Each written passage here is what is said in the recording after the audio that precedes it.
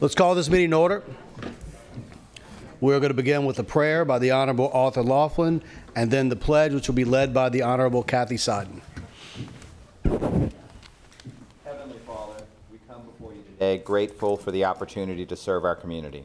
Grant us wisdom, patience, and understanding as we make decisions that affect those we represent. Guide our words and actions so that they reflect integrity, fairness, and compassion. Bless our parish, our family, and those who work to make St. Tammany a better place. Amen. Amen. To the flag of the United States of America, and to the republic for which it stands, one nation, under God, indivisible, with liberty and justice for all. Madam Clerk, will you please call the roll? Ms. Seiden? Here. Ms. Tanner? Here. Mr. Impastato? Here. Mr. Burke? Mr. Laughlin? Here. Mr. Corbin? Here. We'll have a quorum. Thank you, and Mr. Burke is en route. So public comment is a 3-minute time limit is established for each member of the public wishing to speak for or against an item on the agenda. Excuse me. You must submit the comment card prior to the commencement of discussion.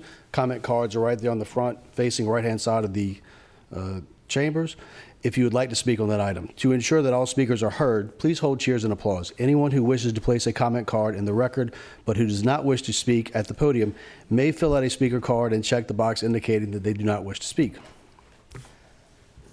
So today we have a very short agenda, and this is truly the first official meeting of this efficiency committee. So getting this going has been a very hard and challenging road. The resistance to this has been sometimes somewhat overwhelming. St. Tammany Parish government has created districts to provide services for residents of St. Tammany Parish. The council and a parish president appoints members to serve on those commissions. St. Tammany Parish Council approves the tax propositions for most of those districts, and it is the responsibility of the elected parish council to understand the needs of that district and to understand how they are spending their revenue before we approve a proposition to go to the electorate of the people of St. Tammany Parish. In the past, we've asked questions, but we have not had the resources to get a comprehensive understanding of the full picture. Today, with the assistance of the District Attorney's Office, for the first time, I believe ever in St. Tammany Parish, we have the information that we need to make an educated and informed decision on at least one of these districts. This is true transparency. It is also the responsibility of St. Tammany Parish Council to look at the big picture of the parish, to make sure that there is balance, and to make sure that all critical and important needs of the parish are funded without overtaxing our constituency. This is one of the reasons that this efficiency committee was created. The intent of the committee is not just to look at outside agencies or districts, but to also review and ensure that efficient operation of parish departments. This is also critical, and it's something else that we will discuss today. Today, along with the tax rededication and stabilization work group, we will discuss what we will be looking into next. So with that being said, I'd like to introduce the chairman of that committee, the work group, Mr. Kyle France. And sir, you have the floor. I can.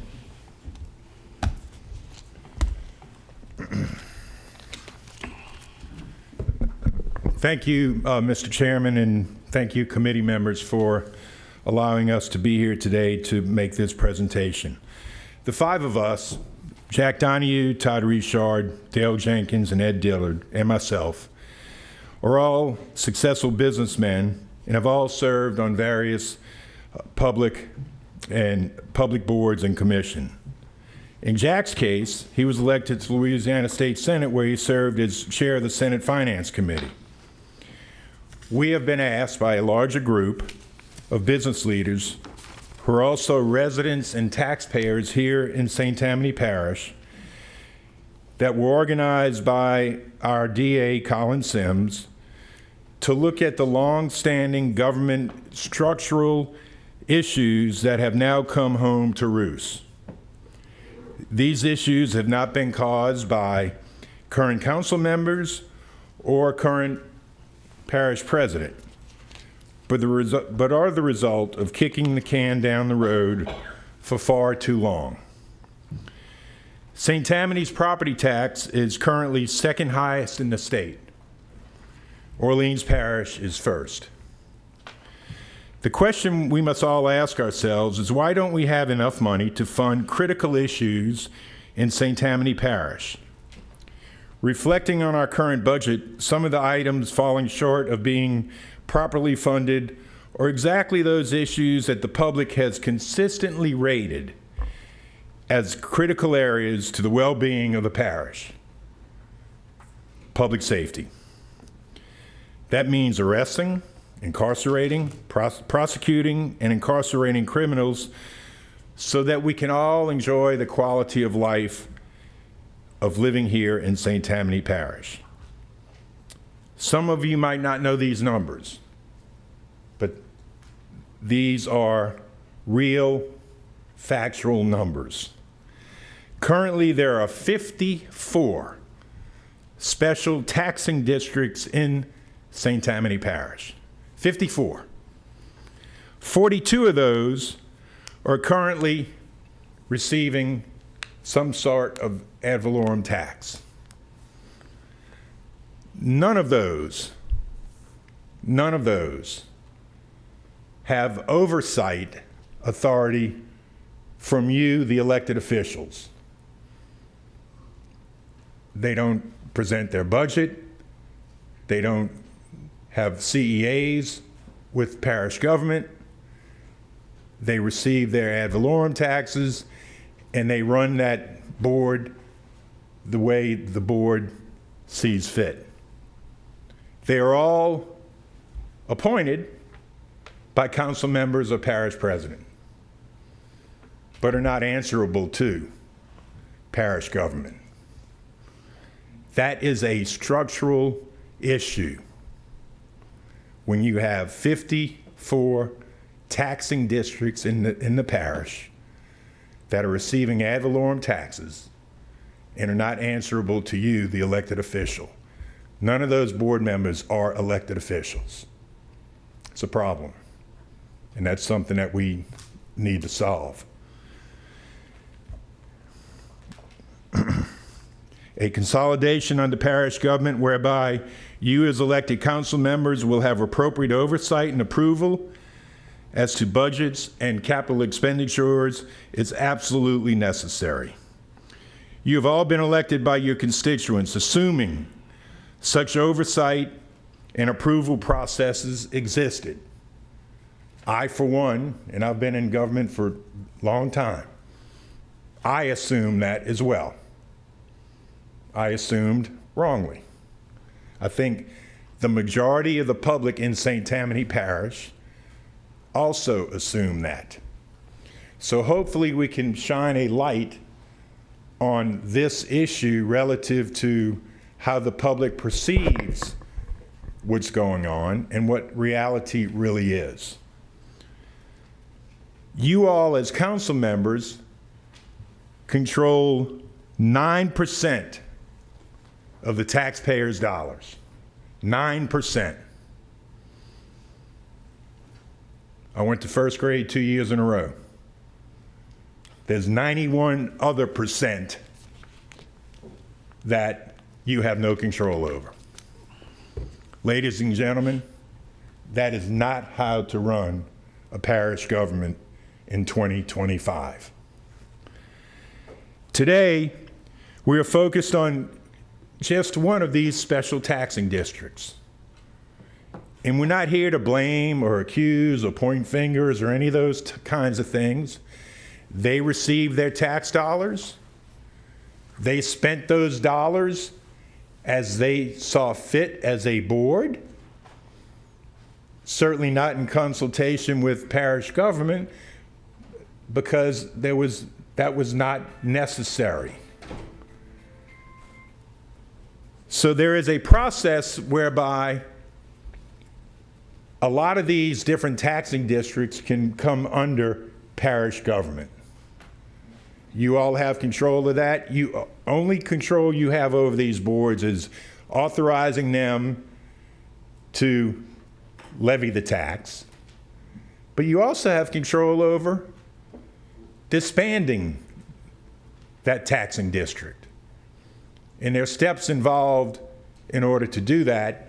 And of course, who better to talk to that than my dear friend and former state senator, Jack Donahue. Jack, you want to come give him a couple of words before we turn it over? I didn't actually realize I was talking about that specifically, but Talk whatever you want. Talk to him whatever you want. so my name is Jack Donahue. I'm chairman of the board of Donahue Fabric Contractors and had the pleasure of serving state senate for 12 years. And during the 12 years, I was on Senate Finance Committee for all 12 of those years and served as chairman for 4 years. Each one of those 4 years, I had $1 billion deficit every year of my 4 years. Probably had something to do with me. But I was reading your budget and was likening it to the budget that I recognized when I dealt with the state Senate budget. Our budget was, to give you an example, $30 billion budget, $14 billion was sent to us by federal government. That left $16 billion that was coming to the state. Of that $16 billion, $7 billion was dedicated. So that left, $9 billion was dedicated. That left the Senate with $7 billion to control the state. Just what Kyle was mentioning about what percentage you all have to be able to control. And with the $7 billion that we had as legislators, we controlled only two things: higher education, health care. And that's why every time we cut in higher education and health care, because that's all we could cut. And looking at your budget, I recognize some of those same things, because you all can't cut certain things in this. You have too small a control over the budget. You need control over that budget. It's easier to cut $1 billion out of $30 billion than it is to cut $1 billion out of 7. And that's what we had to deal with. And I'm looking at your budget, you'll deal with some pretty similar things. Over time, and it was mentioned a little earlier, over time I've been involved in innumerable surveys across the state, and always the number one issue, if you're going to run for political office, always the number one issue is public safety.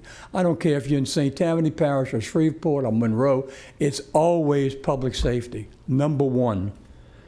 And I look at the budget, the one thing that we're talking about cutting in St. Tammany Parish, listen, I know there's lots of things that will probably be on the chopping block here, but to take the brunt of it is public safety. And I tell you, that goes against what I know about what the public wants. I understand the extent that your hands are tied on what you can do about that, but it's always in my mind, public safety. People can't sleep at night unless they feel safe, and you don't have a good parish if they don't feel safe. Changes need to take place in St. Tammany Parish. We need to be able to change it. We're trying to come up with some mechanisms that we can do that so that you all can allocate dollars to this parish according to the priorities that you all know are important to the people of St. Tammany Parish, and we're not there right now, and we need to change. Thank you. Finish up here. As I said before, today we're focused on the mosquito abatement district, and so we have a slide presentation, explanation to go along with that. And Elizabeth, I'd like you to come up and present the slide presentation. I am going to ask the committee to please hold all questions or comments until the presentation is completed. Thank you. Good afternoon. My name is Elizabeth Othman, and I am an assistant district attorney for St. Tammany and Washington parishes. I have spent most of my career in public safety, prosecuting homicides, rapes, violent crime. So like many people in this room and who are watching today, you're probably wondering how we got here. Why is the district attorney's office involved? And over the past year, as I have shifted from my involvement in the courtroom, handling felony cases, into the budgetary aspect of our office, I have become extremely familiar with the budgetary struggles of the parish. And over the past year, as we tried to campaign to secure funding for our office, we realized that the taxpayers are fed up. The reality is this: the public is not going to give the parish any more money. And I don't think that they should. What we heard time and time again as we went from group to group speaking, trying to secure funding for our office, is the parish has enough money. They need to figure it out. And I think that they're right, and I think we can all agree that they are right. Parish government has a responsibility to figure it out. If we all agree that there won't be any new money coming in and that citizens should not be asked to pay more in taxes, then we have a responsibility to look inward and examine how we are using the money that currently exists. So how did the DA's office get involved? Well, we know that the Parish Council doesn't have the staffing or resources to conduct in-depth analyses like we've done with mosquito abatement. So we decided to take on just one piece of this puzzle, looking closely at a district to help highlight the larger issue. We chose mosquito abatement not to suggest it isn't needed. I think all of us can agree that we need mosquito abatement in Louisiana, but because it is a clear example of where funds are dedicated, inflexible, and in some cases used in ways that might not align with the immediate community needs. What we are seeing across the board is waste, duplication, and a lack of flexibility to make decisions at an executive level. While mosquito abatement naturally falls under Public Works, our focus is on understanding how these dedicated funds impact the parish's ability to support essential services like public safety. We began by pulling public records and reviewing expenditures to start evaluating where the dollars are actually going. Along the way, we also recruited a group of local business leaders to lend their perspective and help us think through how we can operate more efficiently. This type of financial review may not be a natural fit for the DA's office, but it became necessary. Because at the end of the day, if we can't make payroll or sustain operations, we cannot protect the public. And if we don't take the time to understand the underlying structural funding problems now, they are only going to get worse. So with that, I'm going to go through our PowerPoint. Mary, it's not up, so if you could help me. Absolutely. So that everyone can follow along with our analysis that we've conducted.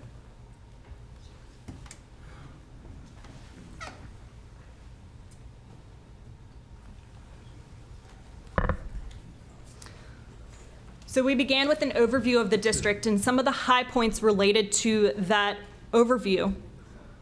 As Councilman Impastato stated, the parish government's supervision of the district is limited to the appointment of its board members. The parish council appoints 4, the parish president appoints 1. Parish government has no annual review or budgetary oversight over the district. In fact, when this committee recently reached out to the district for a meeting to talk about some of these initial findings, Executive Director Kayowitz wrote back and said, the parish council has no authority to investigate an independent special district and political subdivision of the state of Louisiana like the mosquito abatement district, which answers directly to the taxpayers. In reality, the only accountability to the taxpayers is once every millage renewal period, which right now sits at 10 years. The last time this was presented to the taxpayers was in 2016, and it'll be up again next year. The general public doesn't know how that money's being sent. They're voting on the millage. I think a lot of people say, we don't like mosquitoes, I want to have mosquito control, but they don't know the inner workings and how that money is being spent. And the parish council, parish government has no oversight over the expenditures of the district. When we look at how the district is funded, it is primarily through a dedicated property tax millage. And this graphic up on the screen shows the millage rates levied since 2019 through 2024. And you can see that while it was approved in 2016 at 4.2, in 2019 it was at 3.9, and it continues to go down to where we last levied in 2024 at 3.1. What's interesting about that is you can see here when it was a rate of 3.9, we collected 8.5 million. We are projected with our millage rate of 3.1 to collect an estimated $9.6 million this year. For 2025, the district budgeted $9.9 million for total operating capital for the mosquito district. When we look at their assets and liabilities, the district has over $40 million in total assets. When we start looking at what those assets are, one of the biggest points of our focus was on the aerial operations of the district. That is obviously a huge expense, and when you look at the numbers, it becomes even more apparent. The district has a helicopter that it purchased in 2021 for just over $4 million. They were able to purchase that helicopter in cash. They did not have to pay for that over time. They just had the funds available because they've had so much money just sitting in their accounts over the years. They also have 2 airplanes, one that was purchased for $3.5 million and another for $645,000. The $645,000 fixed-wing aircraft does not work and has not worked for several years. In addition to these capital assets of the district also employs a full-time helicopter pilot at a total compensation of $180,000 a year. They also employ a full-time airplane pilot at a cost of $172,000 per year. What we found interesting in this in reviewing the minutes of the mosquito abatement district was that when they were reviewing, the pilots wanted to receive AD&D insurance, with their family members being the beneficiaries of that, accidental death and dismemberment insurance. And so the district did their own research on what is the norm across the board in Louisiana and elsewhere. Do other districts provide this type of insurance? And what they found, according to their own minutes, was, well, it's not the norm for a mosquito abatement district to employ and have on staff pilots. They're usually contracted out. When you contract that out, you're not paying for that insurance. So this is a full-time salary and benefits and additional insurance that we are expending, having pilots on staff full-time, in addition to the fact that we also do contract out pilot services. We have a number of contract pilots in St. Tammany Parish that the district relies upon, as each mission requires 2 pilots for a flight. Sometimes the helicopter pilot and the airplane pilot will second each other's missions, but we did see a number of payments to contract pilots as well. The 1982 fixed-wing airplane is not in use and has not been for several years, at least 3, possibly more. We did see minutes going back, I think, to 2021, where they were talking about selling that airplane. That has not occurred yet. In fact, they have invested approximately $150,000 in engines for that non-functioning airplane. And they also are paying $11,000 in insurance annually on that airplane for something that doesn't even work. Total, the district is spending $152,000 annually in insurance premiums related to the aircrafts. They also have an aircraft refueler truck that they purchased for $159,000. When we look at, was the helicopter a good use of $4 million of the taxpayers' money, we look at our missions in 2024, our spray missions. And the helicopter only spent 41 hours on spray missions in 2024. And that was 20 missions total, so 17 for adulticide missions and 3 larvicide missions. That is similar to when the district had a contract for helicopter services from 2020 to 2021, and they only used 41 hours. So their contract, they paid $300,000 for up to 60 hours of flight usage, and they only used 41 of those hours. Again, more waste. When we look to, they also have contracted some of their aerial services with a company called Clark Environmental at a rate of 77 cents per acre. So what we wanted to look at was see if they were to contract out all of their aerial services, like some parishes do, what would an approximate cost of doing that be? So we took the hours that they flew on aerial missions last year that they provided to us and looked at it from that contract rate of 77 cents per acre.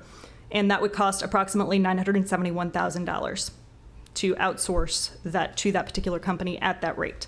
So when we go back to the previous slide on this spreadsheet, we know that the recurring annual aircraft expenses are at least $856,000, but there's a lot of unknowns if you can see this spreadsheet. We don't know the cost for repairs, inspections. We know that for the airplane alone, we are paying $3,900 a month for inspections on the airplane.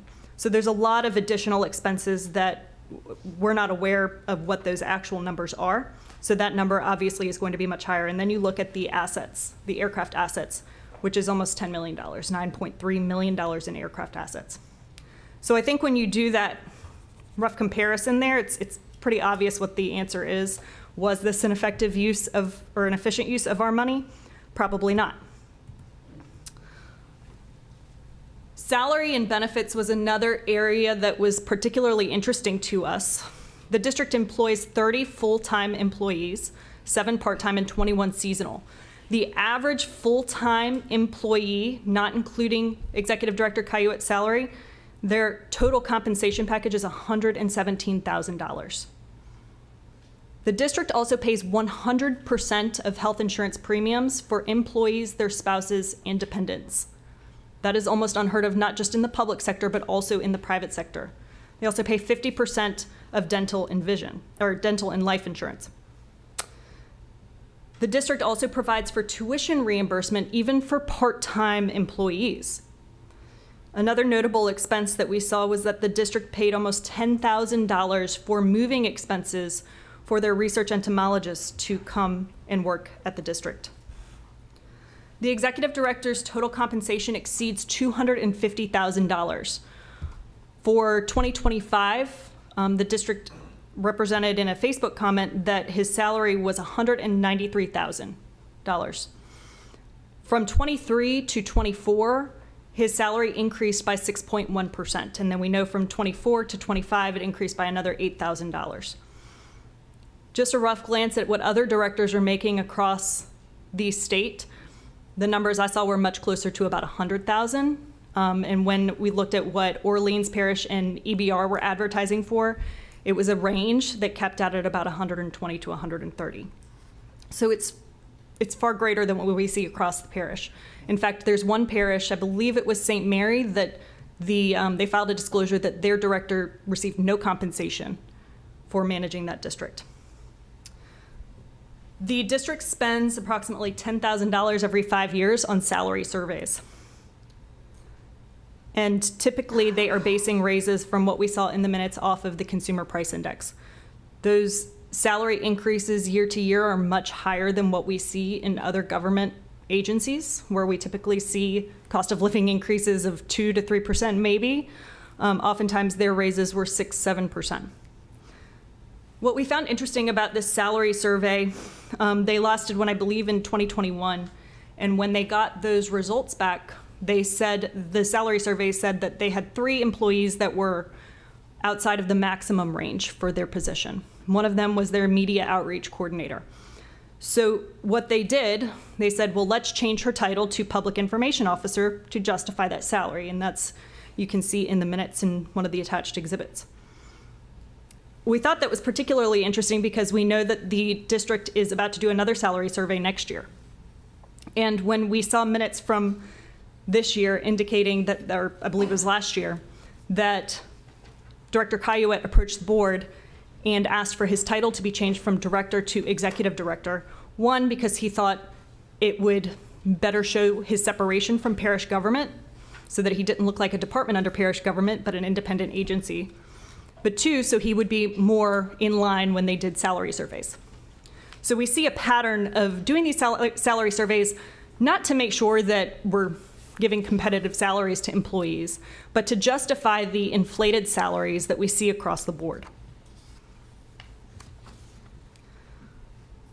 We also took note of exorbitant travel expenses. For 2025, the budget was $56,000. Last year, I believe it was $37,000. Some of the notable trips that they've taken, they go to a lot of conferences. The American Mosquito Control Association, Louisiana Control Association meetings. But in 2025, that was held in Puerto Rico. We know that Executive Director Caillouet attended that along with their research entomologists and one of the commissioners. Frequently, they are opening up these trips to the board members, anybody who wants to go. So it is not a who needs to go, who would benefit from this, but anybody who wants to go can. And when you have a $56,000 travel budget, I guess you can do that. They also took trips to St. Augustine, Florida, New Orleans, Washington, D.C. We noted the AMCA meeting in Dallas in 2024. We saw commissioners who attended that. There was a 2019 trip to Orlando where they spent $18,000 on travel for that trip. We also were looking at a spreadsheet of expenses. We saw trips to Salt Lake City, Lafayette, various locations where they're traveling to all these conferences, commissioners, employees, everybody. That travel budget is excessive. And it may be because they are trying to budget to show that they, or dump money into a fund to show that they need their $9.9 million that they're budgeting for. But $56,000 really is inexcusable. The other thing that we noted repeatedly in the minutes is that the Board of Commissioners is repeatedly approving their own travel expenses. We also made note of some interesting expenditures. The district was interested in developing a wireless sewage monitor product. And as they created that, they enlisted the assistance of an engineer. We saw several payments, thousands of dollars to an engineer. They also enlisted the assistance of a patent law firm. We also saw a $15,000 contract to Adaption Strategies for market research for a working prototype for Septic MD. The district sought an ethics opinion to see if they could get royalties from the creation, if their employees could get royalties from the creation of this product. They did not disclose to the ethics board that public funds were used in the creation of the patent. So that was concerning because you have public funds being used with the expectation and hope that their employees will receive extra compensation. My understanding is that the committee or the council has requested the patent number for that particular product and has not received it to date. And we also do not know whose name the patent is under. Another interesting expenditure, obviously this is one that, that we've taken note of, but the district at a meeting earlier this year that I attended noted that they were reserving $250,000 for professional expenses. And during that board meeting, they refused to state what those professional, the professional expenditure would be for. Later, Director Cayuet confirmed that that would be for legal representation. And historically, the district attorney's office by law has been the legal representative for the district, and they pay the district attorney's office $500 a month. So $6,000 a year versus $250,000 that they have elected to invest in legal representation. We also saw where they invested $15,000 for a mass notification system, something that we know the parish already has. We also saw a contract for $10,000 to Closets by Design. There were a number of other expenditures. These were just some of the ones that stuck out to us. According to the 2024 audit, the district spent $853,000 on insurance unrelated to employee benefits. We've already talked about the aircrafts. Property insurance, the one thing I'll point out here, and we're about to get into the laboratory in a minute, but they did construct, they did have new construction primarily for an in-house laboratory that they were seeking to build. And when that was completed, the insurance coverage for 1 year was $63,000. I believe they were able to renegotiate that and get a better deal for the entire property for the next year, but that is still a one-time expense of $63,000 that we spent for this new building. So with regard to the laboratory, the district has always collected trapped mosquitoes and sent them off to testing. Historically, those trapped mosquitoes have gone to the laboratory at LSU, where every single parish in the state sends their mosquitoes for testing. The LSU laboratory is the only accredited laboratory in the state, one of 50 in the country. They don't just do mosquitoes, their entire veterinary operation looks at diseases across the board, but this is a big function that they perform for the state. The district decided that they no longer wanted to submit their mosquitoes to the LSU laboratory because they thought they could get their results faster.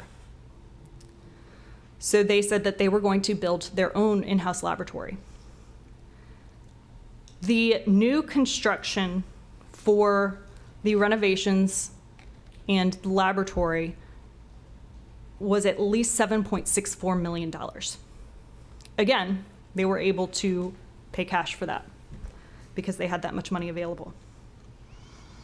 We don't know what the cost to outfit that lab were. We know that the machinery and equipment, based on what we were told at LSU, is very expensive, not just to purchase, but also to maintain. You have to have annual calibrations and inspections of those machines to make sure they're operating properly, which we were told is very expensive as well. We don't know the cost of that. So that would be an additional expense to outfit the lab. As part of that new construction, they also included a commercial grade kitchen and a training room with $30,000 in AV equipment. I believe they're also set to expend another $75,000 on additional equipment. When we look at, was this a good financial decision? The LSU laboratory charged us $5.50 per test. Now that we have our own in-house laboratory, it costs us $12 per test. So we are spending more to keep this in-house. And while the district cites a faster turnaround time, the reality is Dr. Roy at the LSU laboratory said that they had never received a complaint or a request for expedited testing in the history of the lab. And in fact, when Executive Director Kayouet told her that they were going to be building this in-house lab, she tried to talk him out of it. The fact that it is much more expensive for us to do our own testing creates the reality that this will never be a profitable endeavor. No other parish is going to submit their test to us because they can always go to LSU at less than half the cost. And that's because the state subsidizes the testing at LSU.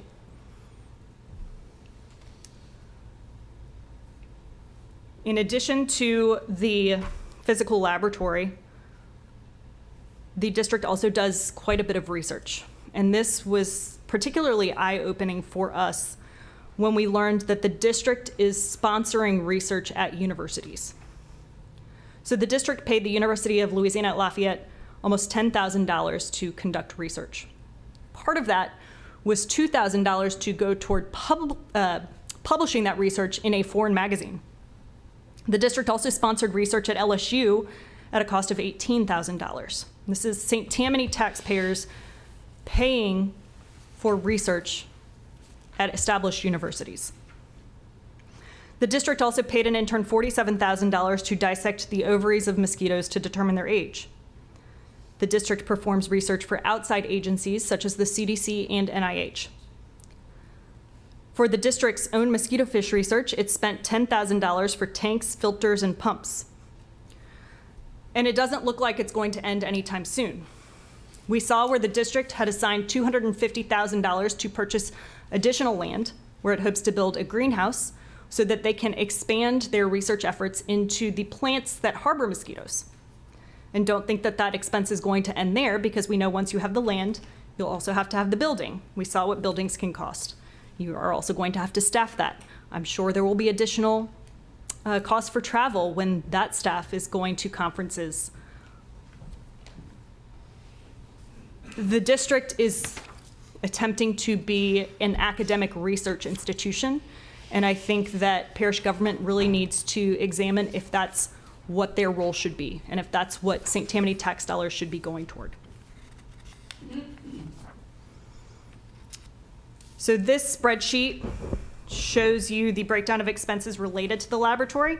A lot of those expenses are unknown. We don't know what they're paying for reagents, what the future costs of insurance will be, utilities, a lot of those things we're just not going to know. What we do know is when we looked at who was on payroll and who could be associated with the laboratory and research functions, that was approximately $555,000 a year that we're spending on payroll for those individuals. So that is an annual recurring expense, at a minimum annual recurring expense of $555,000. The total one-time costs and expenses to build that laboratory were at least $7.7 million. We know we had the $7.64 to outlay for the construction. We also had to pay $62,000 for wetland mitigation, and then the initial insurance for a year. So we wanted to assess some possible redundancies with state and parish government. Obviously, the laboratory is a complete redundancy of what is already being done on the state level. The district also has a marsh master, which is used to pull stuck airboats out of the marsh. They purchased that in 2024 for $218,000. And when we took a tour this year, the district stated that they had never used it. What is more interesting is that the parish already has an equivalent piece of equipment called a gator tow. So that was a completely unnecessary purchase, $218,000 of taxpayer money that didn't need to be spent. So our redundant assets is almost $8 million, at least. Our redundant annual expenses, we mentioned the $555,000 of lab and research personnel. If we were sending our tests to LSU, we wouldn't have to pay that. The additional cost for testing, since we've more than doubled the cost for tests, that's about another $39,000 a year that we're paying for testing. The public information officer for the district, her total compensation is $133,000, which I believe is more than the total compensation than the PIO for parish government. IT staff, total comp is $128,000. As we talked about previously, the mass notification system that the parish already has, that was $5,000 a year.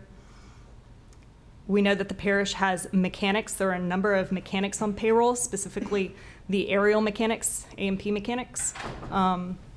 So we don't know the total potential cost savings there if we were to consolidate with parish government, but it's probably significant. So at a bare minimum, we're looking at $863,000 in savings potentially if we consolidated where we have redundancies. Something else we wanted to do was assess where St. Tammany Parish stood when we looked at mosquito abatement programs across the state. So first we took the top 10 parishes by geographical size. St. Tammany ranked 6th in geographical size. And we spend almost $3.4 million more than any other parish that falls within these top 10 parishes by geographical size. You can see our total annual expenditures that we budgeted for this year at $9.9 million, and the closest is Calcasieu at $6.5 million. We are spending $3.5 million in salaries as opposed to Calcasieu's $1.16. Then we looked at the top 10 parishes by population. This is a little bit of a trickier analysis because your top population is in East Baton Rouge. Their budget, along with Orleans, they put everything online. However, their budgets are combined with rodent control. Obviously, a more urban area, so they have a bigger rodent problem. And they don't break down their budget to show what's going to mosquito and what's going to rodents, so it's a little bit difficult to tell. But what we do know is that East Baton Rouge, their total budget for both of those functions is about $8.1 million. So if we assign some of that to rodent control, then we know that us being at almost $10 million, we are way above East Baton Rouge. Jefferson Parish is at number 2 population-wise, and they contract out all of their mosquito abatement services for $4.9 million. We look again at Calcasieu Parish, so they're on this list as well. I think they're probably the most comparable in terms of looking at size and population. So they are ranked 7th in population. And again, their budget is $6.54 million, which is interesting because when we talked to a private company to get a very rough estimate of what it would cost to have them take over mosquito control completely in St. Tammany Parish, they said it could be done for under $7 million, which is roughly in line with what Calcasieu has budgeted. That's an immediate savings if the parish were to elect to outsource all of this completely of $3 million that the taxpayers could save. So this last chart is going to show you the potential savings and cost recuperations. We have $17 million that has just gone out the door with no parish government approval or oversight. They were just able to spend over $4 million on a helicopter, things associated with the helicopter like a wireless helicopter landing pad at $43,000 and all of those expenses that go along with that. They've just been able to lay that out with nobody really knowing that this was going on. And then the laboratory, again, same thing, just laying out almost $8 million and nobody really knowing that that money is being spent. So $17 million in those assets, or $14 million, I'm including the airplanes in that $17 million. But if we were to outsource our aerial program, then we could save $17 million. Obviously, you may want to replace that with some sort of contract services like other parishes do, but if you could lease or sell back those assets, then you could pay for mosquito abatement for years. When we look at those total recurring and redundant expenses, we're looking at $2.2 million And those are all broken out on this chart, and we go through the laboratory and the aircraft program and all of those positions that are redundant with the parish. We are clearly overspending when we look at these numbers. And at the end of the day, this isn't about pointing fingers or saying that anybody has necessarily done anything wrong, but this is about parish government taking responsibility and allowing the tax structure of the parish to evolve to fit the needs of the growing parish. The public is clear that they don't want higher taxes. And we agree. The solution isn't to ask for more, it's to do better with what we have. Our analysis shows that there are opportunities to be more efficient, to reduce duplication and realign priorities, so that taxpayer dollars truly serve the people they're meant to serve. The goal is simple: create a more flexible, transparent, and sustainable funding structure for parish government. One that allows every department to operate responsibly and effectively. The DA's office got involved in this process not because it is part of our usual duties, but because ensuring fiscal stability is a matter of public safety. If we can't fund essential services, everything else suffers. Our hope is that this report helps start a broader conversation, one that brings together the council, the districts, and the public to make sure we're not just maintaining the status quo, but actually fixing what is broken. If we can do that, then everyone in St. Tammany will benefit. Thank you for your time, and I'm going to turn this over. Yeah. Thank you. Let me turn it over to Todd Richard now to wrap up our presentation, Mr. Chairman. Yes, sir.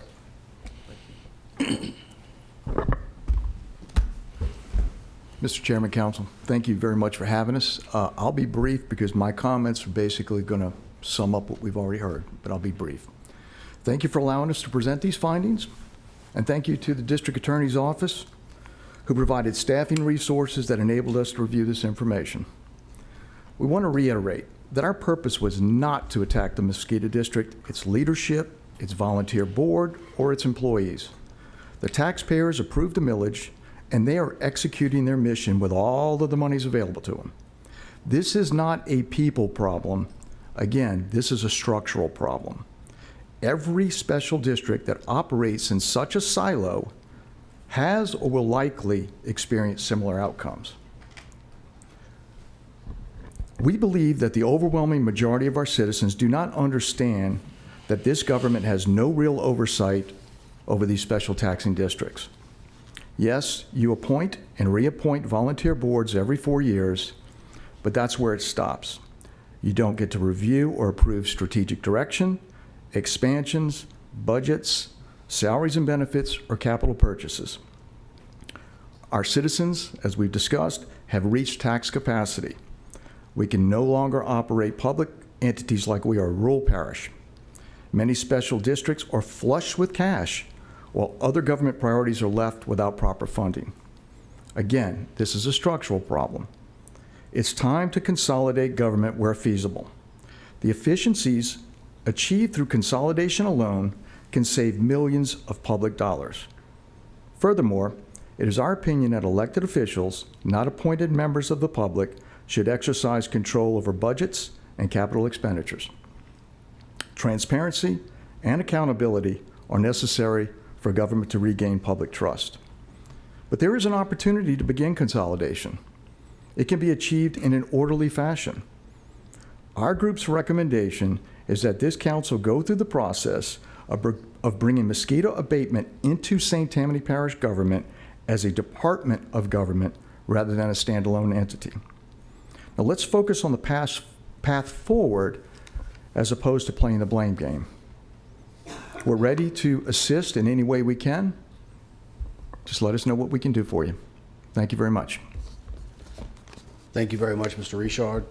Ms. Burkell, can you tell everybody where this information is available? I know we printed some copies for distribution here, and this is a summary, basically, of the overall report. Would that be accurate, Ms. Altman? Yes, sir. There's some hard copies here on the front table, but we also posted it online at www.stpg-TV.org. Under the council page, there is a new tab for government efficiency. I will tell you, it's both the PowerPoint and that executive summary that's about 30 pages. In front of me is the binder that we're still trying to figure out how we can get that access to everyone online. Can you please show everybody that binder and just how much work is going into this project?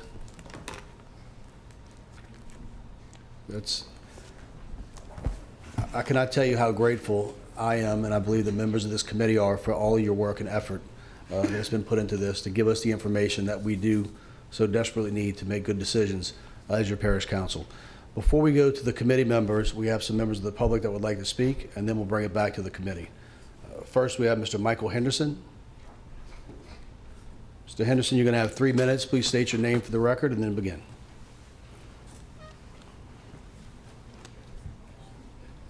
My name is Michael Henderson. I was here for the proposed budget for 2026 and made a presentation on behalf of Tall Timbers, who has been suffering from poor performance of the Westwood sanitation or wastewater treatment plant for over 20 years.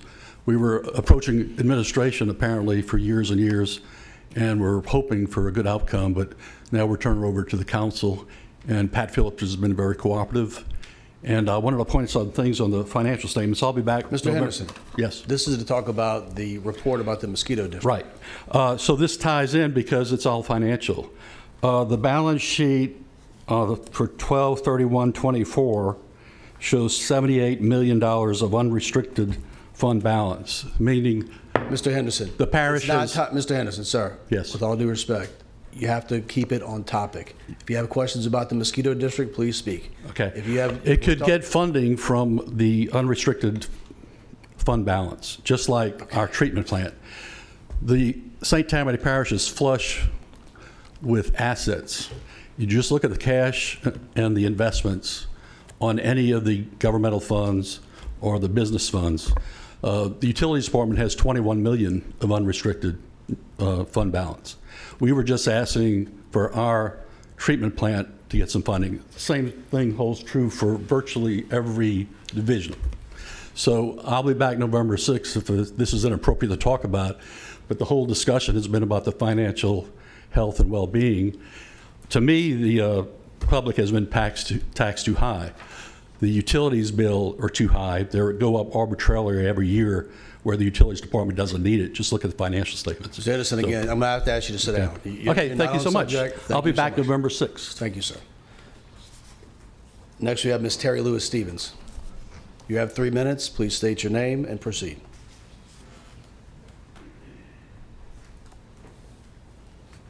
Good afternoon. I am a former board member of mosquito abatement, so I could talk about almost every topic that Ms. Othman brought up. But first and foremost, what I want to bring up is the fact that the district attorney, by her own statement, represents mosquito abatement. As your attorney, think about this. Any of you who would hire an attorney, would you expect reasonably for your attorney to work against you and your entity in a manner such as what they have produced against mosquito abatement today? And you can't say there wasn't anything about this that wasn't against mosquito abatement today. Every bit of it was subjective. Every bit of it was fashioned so that you would look at what mosquito abatement does or has chosen to do with their taxpayer-approved funding in a manner that was inappropriate, when in fact, if you look at Louisiana Revised Statute 337722, they have done everything they should be doing per the state statute. It doesn't say cheap out. It doesn't say economize so that the district attorney can have some of your funding. It's a dedicated fund approved by the people of St. Tammany Parish to do what? To control mosquitoes, to control them as a public health service. That's what they've been doing. They've been doing it exceptionally well. They are well known nationally, internationally, because of what they do. They're manned, they're staffed by scientists. They know what they're doing. They're doing it the right way. They're doing it the way they're supposed to be doing it. And if you don't like the way they're doing it, show up to mosquito abatement and learn about it. I was on the board from January 2024 until 2023 until this past September, when I was removed with the help of Colin Sims. That's all well and fine. However, not any meeting during that time period did anybody from the council show up to listen to what we did and what we talked about every single meeting. There might have been one, I might not have been there at the time.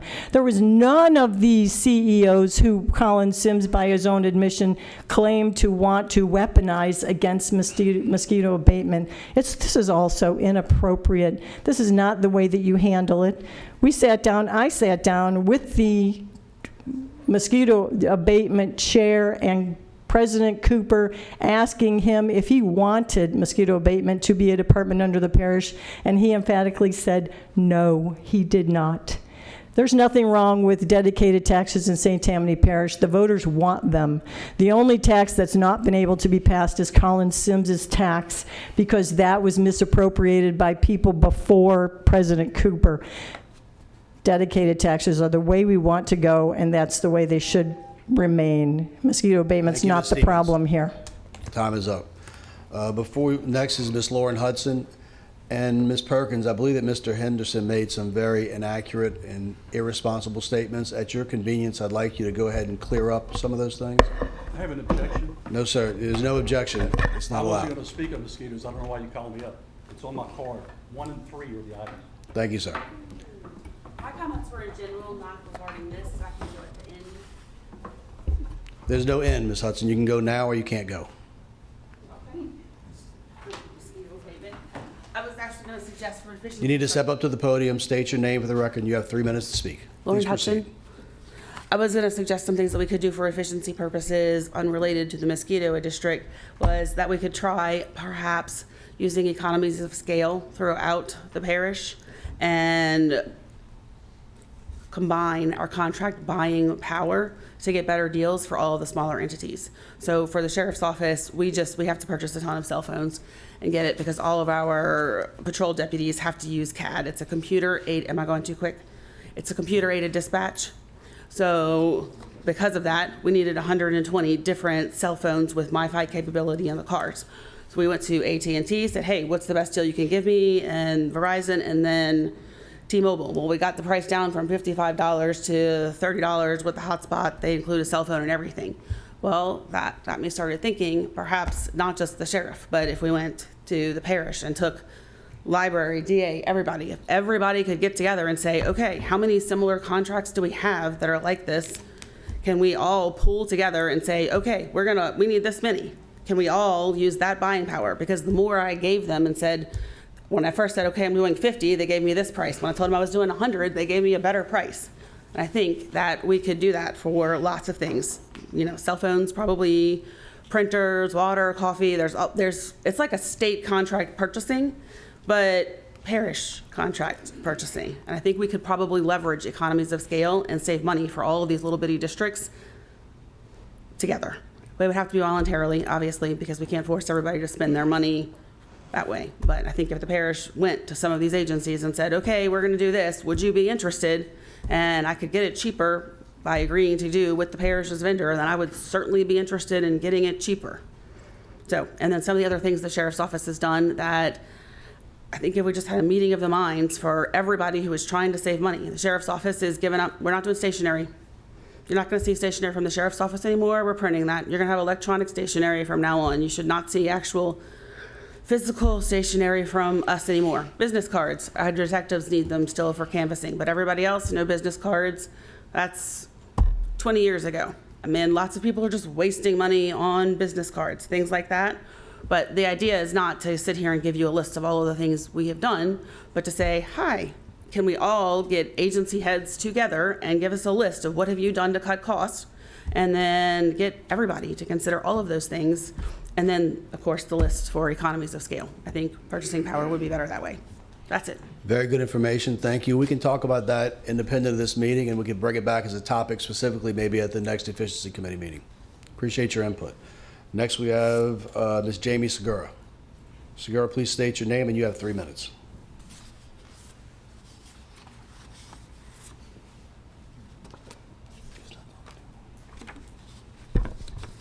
My name is Jamie Segura, and I live in Covington. And I just wanted to make a few brief comments, 3 minutes worth.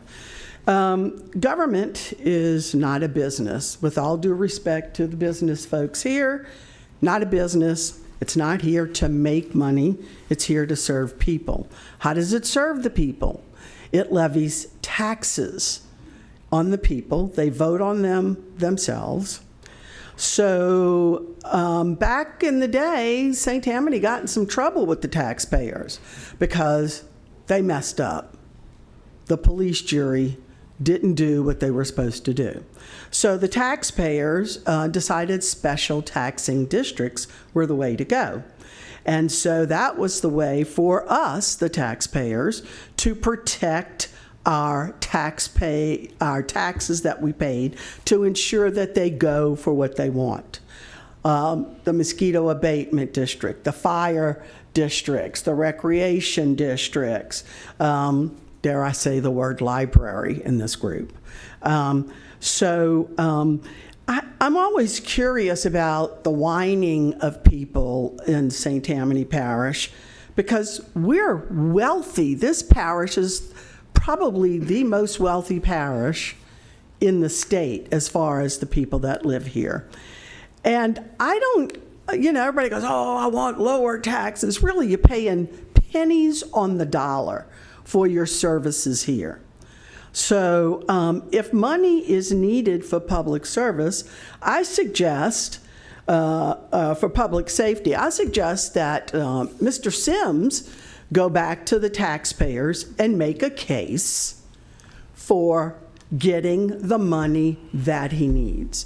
This continues to be a money grab designed by Colin Sims and the district attorney's office. It always has been. As far as a lot of the information that the ADA presented, that is assistant district attorney presented, I saw a lot of, from back there, a lot of, well, isn't that interesting? It's kind of interesting they do that. And it's interesting they do that. We have had, I don't know, correct me if I'm wrong, Terry, one West Nile case this year? 8, okay. I would like to see what the rest of the parishes in the state have, West Nile cases. This department, the Mosquito Abatement District, does a great job. And let me say, my biggest aggravation with them is when I'm watching TV at night and those planes fly over, and for a brief few seconds, I can't hear. Thank you very much, Ms. Segura. Next, we have Ms. Joycelyn Lowe. You have 3 minutes. Please state your name for the record and proceed. Joycelyn Lowe. We have high taxes in this parish. I agree. Something's not working, that's for sure. I've been here enough to tell you that. It was fascinating that we had 30-something minutes on mosquito abatement. Not really.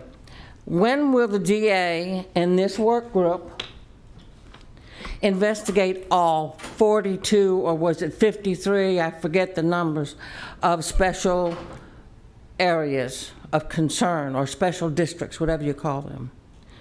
We have a bigger problem than mosquito abatement can fix. Please look at every area that we're dealing with, and that would be a really good job. And we really don't need 35 or 40 minutes of mosquito abatement. We need a shorter version of each area. Mosquito abatement alone is not going to fix this. Thank you very much, Ms. Lowe. Are there any other questions? Okay. Ms. Perkins, did you have some information you wanted to share? Are you ready for that? Yes, so I'd like to address the comments made regarding fund balances and the ACFR. So the gentleman was referring to the fund balances. Actually, he was referring to the net position from our annual comprehensive financial report from fiscal year 2024. And so when you look at net position, that is a number based on debt and capital assets and other things that are not really a cash basis of financial accounting. And so those are not really good numbers to use. If you refer back to the actual fund accounts themselves and go deeper into the financial statements, to the fund level financial statements, you will see that the numbers here he's referencing are not really, I don't want to say they're not valid numbers, they are, but they're not cash basis. In addition, when he says that there's $78 million, that's an unrestricted net position.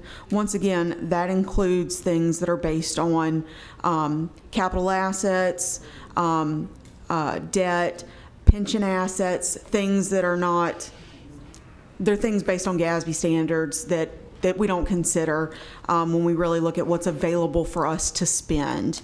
So if you go further into the financial statements, you'll see that we do not have those really as available funds to spend.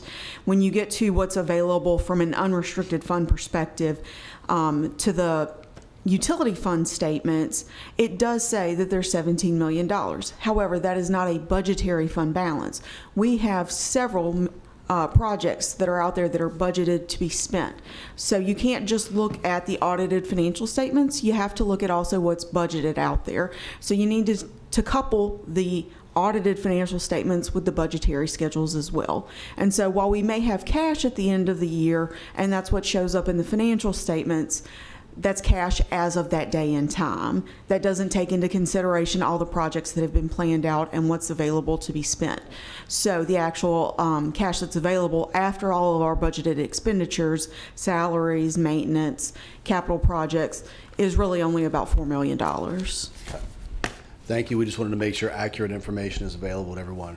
We'll bring it back to the committee. First question is by Councilmember Laughlin. You have the floor. Thank you, Mr. Chairman. I had a question for the DA about I think it was the last slide, if you wouldn't mind, the potential savings, and thank you for this extremely comprehensive report. So if I understand it correctly, hold on, I gotta put my glasses on because I can't see. If I understand this correctly, we could, the bottom number is we could realize a savings of $2 million a year. Is that correct? Yes. Okay. And then my other question is, if we decide to go another way, like either let's consolidate mosquito abatement or let's just contract it out, is there any way to recoup the money spent on the lab? So we did do a real estate analysis, and we know that that property has an estimated resale value of between $6 and $8 million. We also know that it has a lease value of between $12 to $15 per square foot. Who would use it? I don't know. There would have to be some research by the council and parish government to go into that. I would be hopeful that there would be some possibilities there, but certainly it definitely has a high market value. Right. So the one, like, because I know we could sell the aircraft and still get a loss, but we really just can't sell the lab. We have to sell. We can sell the property, and somebody could knock it down and do something else with it. But or it could be leased out for somebody who is serving some kind of similar function. Gotcha. All right. Thank you, and thanks again for this. Thank you, Mr. Chairman. Thank you. I have a couple of questions. Specifically about the laboratory at LSU, I don't know who would be appropriate to answer those questions. If it's Mr. Horner or Ms. Othman. I guess we'll see what the questions are, and I'll pull them up if we need them. Well, one, I know you talked about, I believe there's never been any complaints from the mosquito district to Dr. Roy at the LSU lab. Yes. Have we ever asked them to expedite testing? No, Dr. Roy stated that they had never received an expedited request, not just from St. Tammany, but any parish in the state. And I was there, so I know the answer, but I'd still like the public to hear it. Are they able to expedite testing?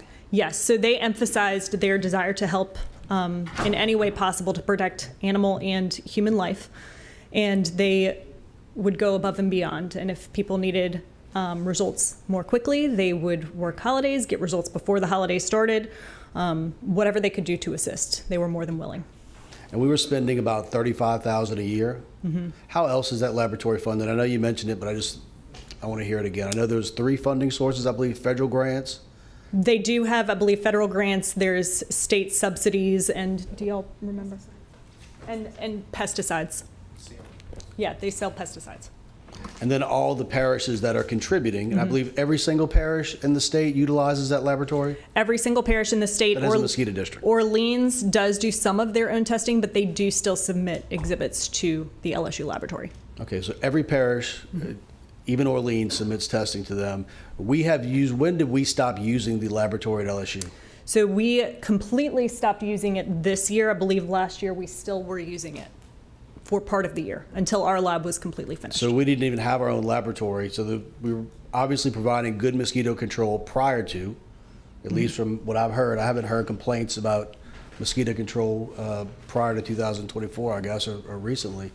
So we just started using the laboratory, and I think it demonstrates clearly that there was certainly no need for them to develop or create a laboratory. The accreditation. What kind of accreditation does LSU have? So the specific accreditation, do you remember the?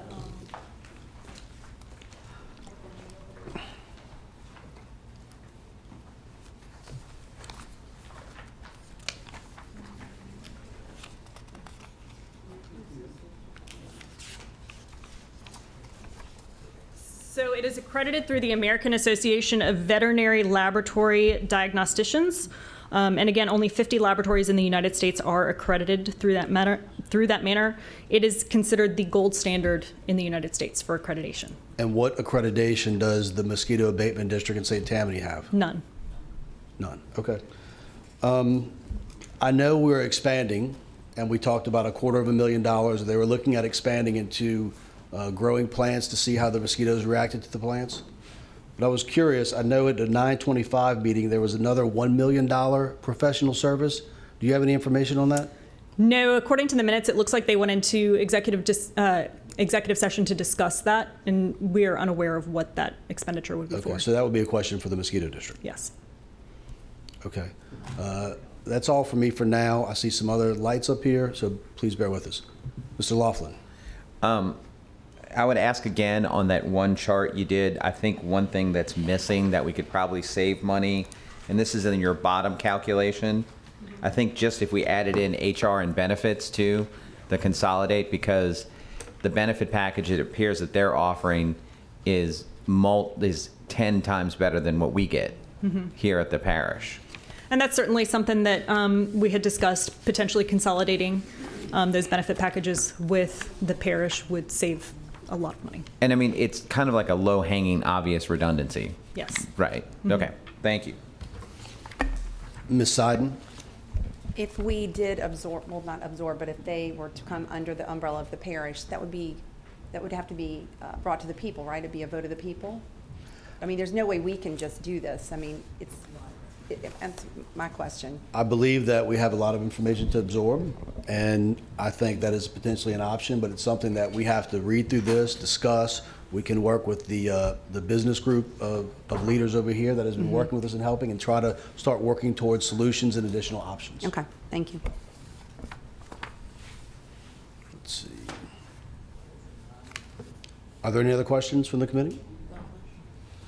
Mr. Laughlin? Yes. Oh. I just wanted to clarify one point that had come up in another question with regard to where St. Tammany is as far as diseases from mosquitoes. In the binder of our exhibits, I believe it's Exhibit 37, but we included the Louisiana Arbovirus Summary Report. This is provided by the Louisiana Department of Public Health.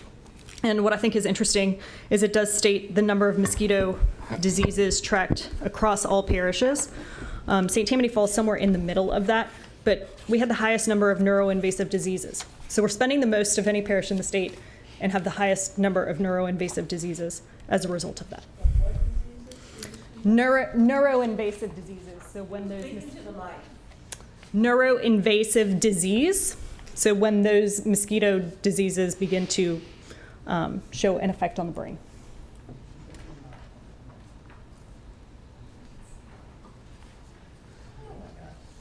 Was that it, Ms. Laughlin? No, but thank you for that. I just wanted to add to my colleague, Mrs. Seiden's point. I think this is probably, there's other parishes that have done this, have gone before it. This is kind of the evolution. We're kind of in police jury 2.0 mode right now, and we need to evolve as we continue to grow and become a more advanced parish. Thank you. Sure. I want to, I guess y'all are getting ready to close, but I wanted to thank you, Mr. Chairman, and the rest of the committee for allowing us to present today. And yes, as we're all volunteers, and we've spent a lot of time recently on this one report. We hope to look at every one of them as time permits and as you all deem necessary, and involve the council and whomever else. DA Sims, I want to thank you and your staff for helping us kind of get organized and be able to present today. And I don't know if some people were kind of getting after the DA. I don't know if it's appropriate or not for him to speak or not, but thank you for your time. No, thank you very much. And I have a couple more questions. Ms. Hayes, I see the package for the director of the mosquito district exceeds $250,000. Do we have anybody at parish government? He has 30 employees. Do we have anyone at parish government that makes that kind of money? Not even close. Do we have, and just to confirm, we pay the health insurance exclusively of just the employee, right? We don't pay benefits for the family here? We do pay 100% for the employees. We do pay a portion towards employee. Do we pay a portion for life insurance? For the employee, but not for anything for the Okay. family. And the travel, so I have some questions about that. See their budget, I don't know if this is an error or, so in 2025, there was a trip to Puerto Rico, a trip to St. Augustine, Florida, a trip to New Orleans. Why, was there a cost associated with a trip to New Orleans? I can't speak to that. All we know is what was noted in the minutes. So the specific expenditures that went along with that trip, whether they were getting hotels for driving across the lake, whether that is gas for employees, parking, what those specific expenditures are, I don't know. That would be a question for the district. Okay. And then another trip in 2025 to Washington, D.C.? Mhm. That was just that was a commissioner? That was a commissioner, yes. To Washington, D.C.? Yes. Did we know what that was for, or is that a question we have to ask the mosquito? The specific reason why he went, that would be a question for the district. But just a commissioner? According to what we could see in the minutes. And then in 2019 to Orlando, how many commissioners went on that trip? I believe 4 commissioners went on that trip to Orlando. 4 commissioners went on a trip to Orlando. Do we know where they stayed? We have I believe we do have the name of the hotel. I'd have to go back and look to see exactly what that is. Do you remember? The Carib? The Carib Resort? I don't remember specifically the name of the hotel. The Carib Resort? Is that close to Disney World? Really? Okay. Fair enough. I would also just like to make a statement, too, that we did ask the Mosquito Abatement District to meet with certain members of this committee informally, as well as the Tax Reduction and Stabilization Work Group. It's hard for me to remember that name, and they did decline. So I think with Mr. Laughlin. Mr. Chair, to build on your question and for the ADA to answer, a commissioner is a volunteer person. It's not a staff member. This is somebody who we just appoint, and the president's office gets to appoint one just to serve on their board. Correct. What would be the reason, and I know you probably have to add, what would be the reason for a commissioner to have to go on a trip? That would definitely be a question for the district. I know Ms. Stevens, who spoke previously, attended one of their conferences in Dallas, so she may be able to talk about the reasons it was necessary for her to go. But otherwise, I think you should direct that question to the district. All right. Thank you, Mr. Chair. And before we move on from that, Ms. Burkell, what is the travel budget of the Parish Council annually?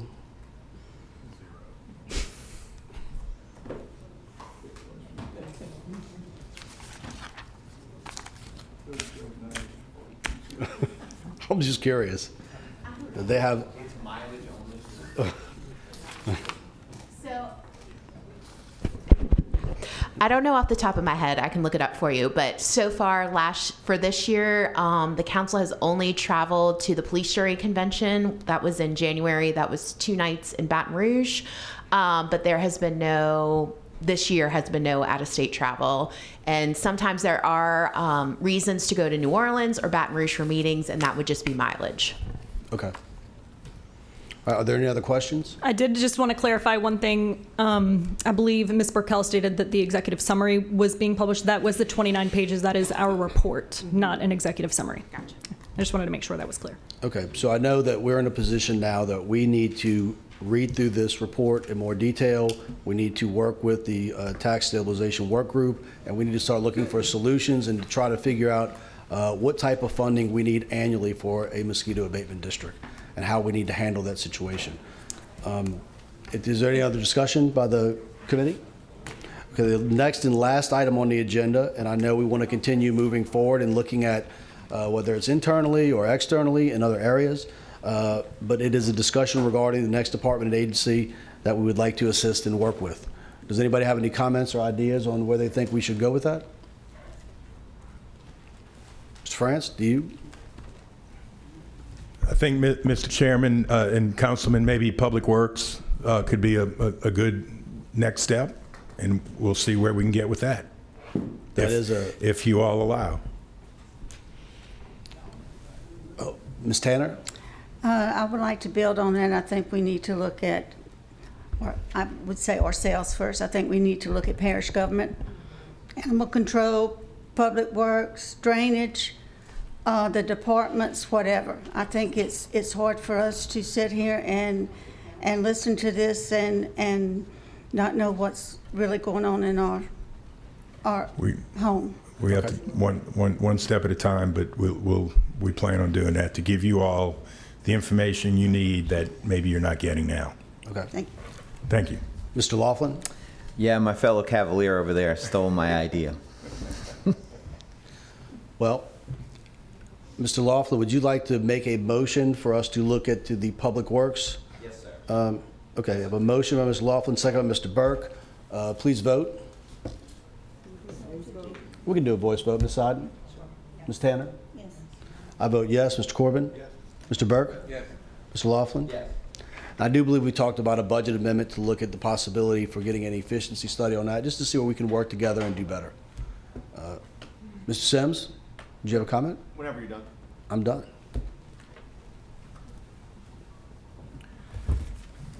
I want to thank everyone today. I don't want to comment on anything that's been presented. What I do want the public to understand is what's coming down the pipe 2027. In 2027, based upon current budgets for state mandated expenses, once the coroner's office runs out of money, the parish will be finding itself with an $18 million annual budgetary deficit in the general fund, according to the parish, the information that they've given us. Is that correct or incorrect, guys? That is accurate. So that's the information that's coming to the state mandated agencies, which is your district attorney's criminal division, your judiciary, the funds for the Justice Center, the jail, and what will be your coroner's office, which runs out of money at the end of 2027. Is that correct? And so the whole objective, and I want to be very clear to the mosquito abatement folks, it's not to single anyone out in particular. It's to look at things that would be potentially more efficient as public works services that would fall under the umbrella of parish government, and look at areas for potential savings because the taxpayers are taxed out. And when you know that if the answer is correct, that you're going to have an $18 million deficit, you have one or two choices. If you conclude the taxpayers aren't going to give you more money, there's only one other choice. It's either to continue to defund the agencies that keep us safe, And next year it starts with a 30% reduction of parish funding for the DA, the judges, the Justice Center. I don't know what happens when the coroner's office hits. And that's only because they found some money so that it wouldn't be 55%. That's all this is about. I like mosquito abatement. I'm a taxpayer. I got no issue with it. This is not a witch hunt. We have a system and structure that almost forces you to spend money to justify the money that you receive.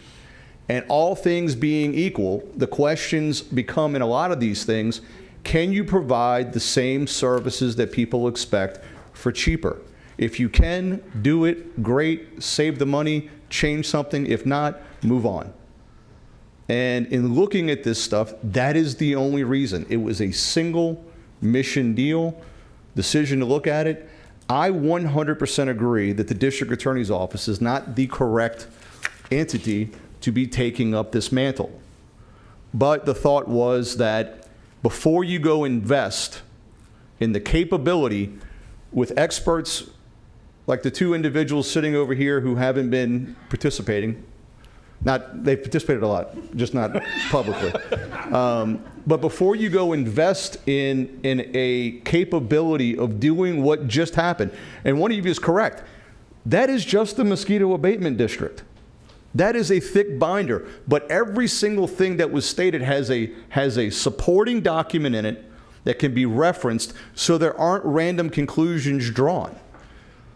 And that is the correct purview of the council through their budgetary process. But how much staff do you guys have to do that? Anyone? 5. Well, very little. Very little. And that's, you have Mary.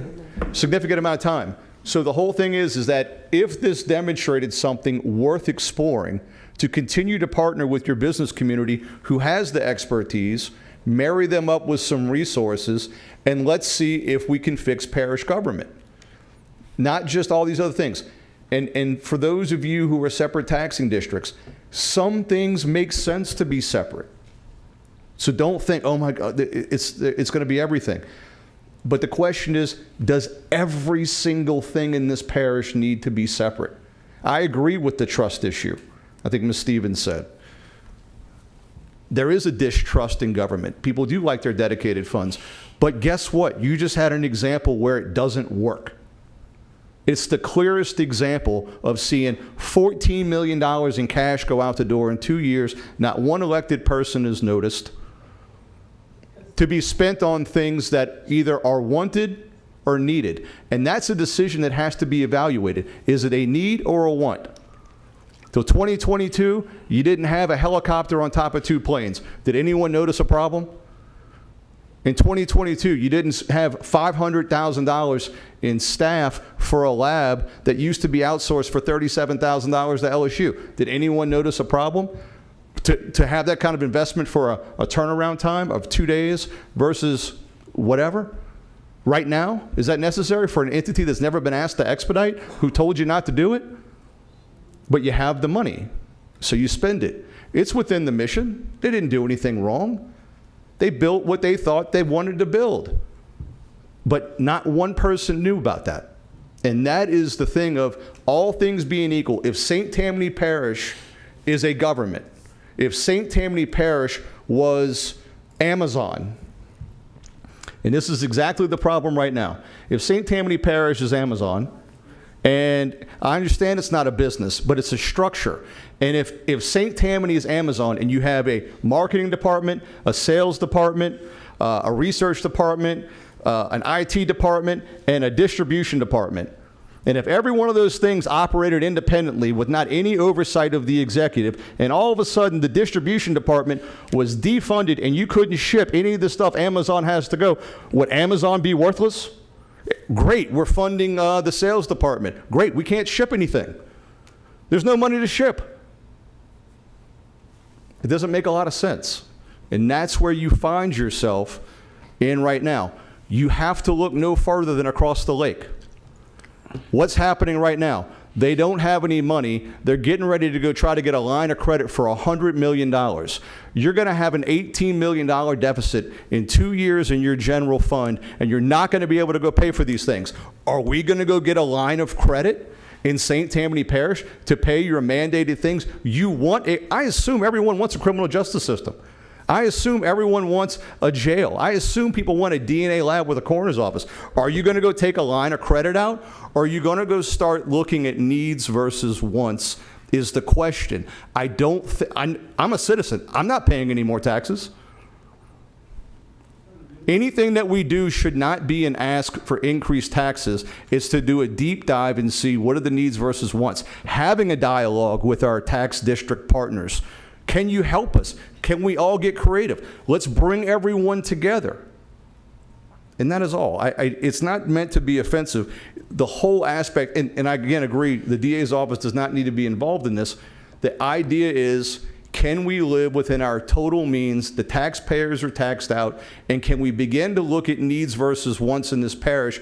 Because I don't think you want to have a $4 million helicopter as opposed to the entire judiciary's budget, which is only $3 million. If you added the 2 years worth of spending, okay, for helicopter, lab build out, a marsh buggy for some reason, and some other things, you could fund the judiciary for 6 years. For 6 years. But we bought a $4 million helicopter, a lab we didn't need, and we staffed it because why? Because we weren't even on notice that it was happening because of the structure. And it's not their job. Mosquito, it is not your job to be the fiscal quarterback of the parish. It's your job to run the mosquito abatement district. It's everyone else's job to say, that's great. I don't know if we need that right now, considering we can't pay security for the courthouse. That the letter just came out. Now, I'm not in charge of that, but a letter just came to you guys about canceling security for the courthouse at the end of this year. I can't tell you if that's necessary, unnecessary. That's not my job, but it's something you're having to deal with right now. There's a lot of things we have to figure out as we grow as a parish. Growing pains are difficult, but I don't think the option is to ask for more. The option is to get creative, collaborative, bring our taxing district partners in, come up with solutions, bring in the business community because they do know how to be efficient and run things. I understand it's not for a profit, but it certainly can't be to waste our money that we work very hard for. Thank you so much. Mr. Laughlin. Yes, District Attorney Sims, if you wouldn't mind. I have one question, but it's kind of in 3 parts. The first is, how unusual is it in a government like ours that the elected officials only have 9% of the control, or control over 9% of the issue? Well, I'm not an expert in that. 100%. I'm going to tell you where I'm an expert and where I'm not. I'm an expert in finding facts and information and bringing that to the table to other either government experts or business experts to do an evaluation. The one part of this is I am not an economist. That's not my job. You want me to go find something? I'll go find something. That's what these individuals have done for 30 years. I'm sorry, I'm going to highlight. You got retired federal agents that have worked white collar and public corruption, also historically certified public accountant, and myself as a federal prosecutor, state prosecutor, Elizabeth, we're good at getting you information. We are good at asking questions and not just saying, oh, well, we had an audit. Everyone spent money on that subject. Let's move on. No, I want to go see what the other 10 parishes are doing. I want to know where this trip was. I want to know the patent number for something, whether it's public or private dollars. These are the things. I'm good at finding that. I'm not here to tell you whether it's good, bad, or otherwise. That's for you guys to figure out in running government. All right. With that being said, I'll put the other 2 on the committee. And if y'all, Kyle, if you want to come up and answer, do you think these same decisions would have been made had an elected body had oversight? I doubt very seriously. I can't imagine. Look, you all are answerable to the people. You make those kinds of decisions, and the people have to go and vote to reelect you or not. And ultimately, I think those kinds of decisions would have not been made. And okay, and since I'm changing the person who's asking the question, I would just, how surprised were you when you found out that we only control 9%? Very. And I've traveled this state for 40 years, worked in government for 24 years. To answer your question, I know of no other parish, municipality, or whatever, where the elected officials only control 9% of what is spent. I'd bet my bottom dollar on that. All right, thank you, Mr. Chairman. Ms. Tanner? Just one comment, and I think our DA was using a low figure. He's saying 18 million.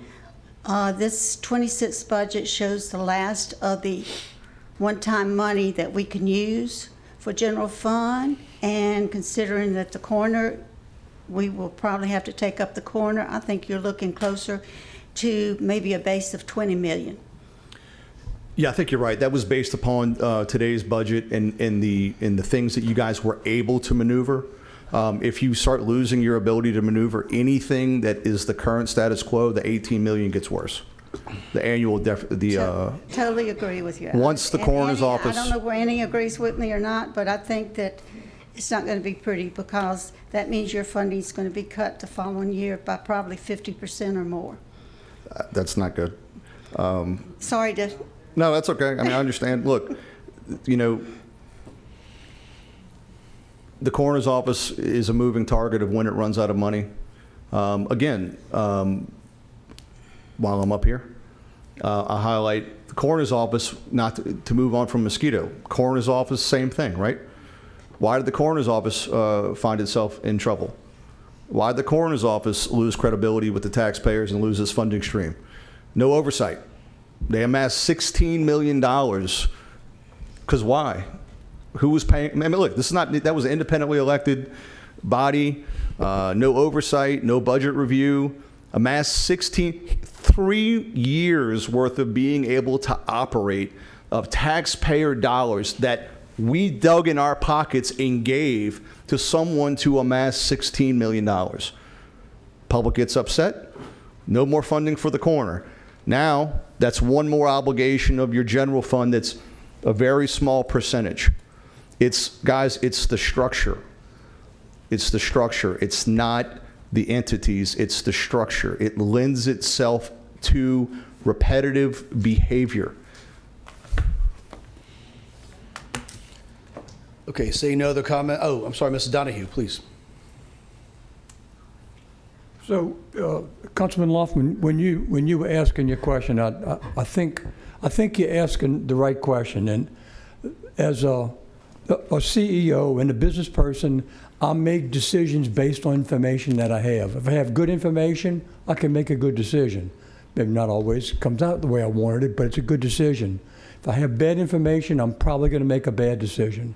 So if this council had a choice about, well, here we have $4 million, are we going to fund the parish and the needs for public safety, or are we going to buy a helicopter? I know what decision you would make. All of you would make it. It's the only decision you can make. So what we want to try to be able to do is, and there's several mechanisms that we're looking at, is try to get that back in the hands of you all, who we can then hold responsible for making the right decisions. And right now, you know, you get elected, you're only spending 9% of the money. People can't really fuss at you about stuff because you don't have the wherewithal to make decisions because you don't have any money. And we can't go back to the parish. I agree, we all pay too much taxes. We all hate taxes, but we pay what we pay. So we need to get the information in front of you guys, and we need to figure out how we can get this money where you all have some oversight in it, and we quit buying $8 million buildings and $4 million helicopters while half the parish is driving on roads that you can't go on, and the other half of the parish is trying to figure out how to pay for the courts.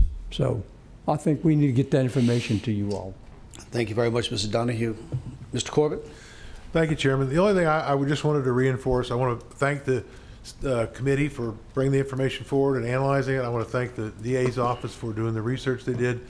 I think the key that I just want to reinforce again, because several people have said it, this is a structural problem. And there are different, depending upon what entity some we might go look at, I would think we would expect to see this replicated in other places, not as only in this one place. It is a structural problem. We need to understand why we evolved this structure, how we wound up where we are, and then we need to figure out what we're going to do to get out of this structure and get a structure that allows us to manage the budgets, to understand what services the public wants, and provide the resources necessary to allocate against those needs and provide those services on a repetitive basis. And what entity or group is going to have oversight over those in order to make those decisions. That's all I want to reinforce. This is a structural problem in the way we looked at it. We're taking a look, in my opinion, in assessing the structural problem, setting the tone for what the next 50 years of St. Tammany Parish looks like. And I think it's an appropriate time. We've transitioned from a rural to a more urban, more suburban environment.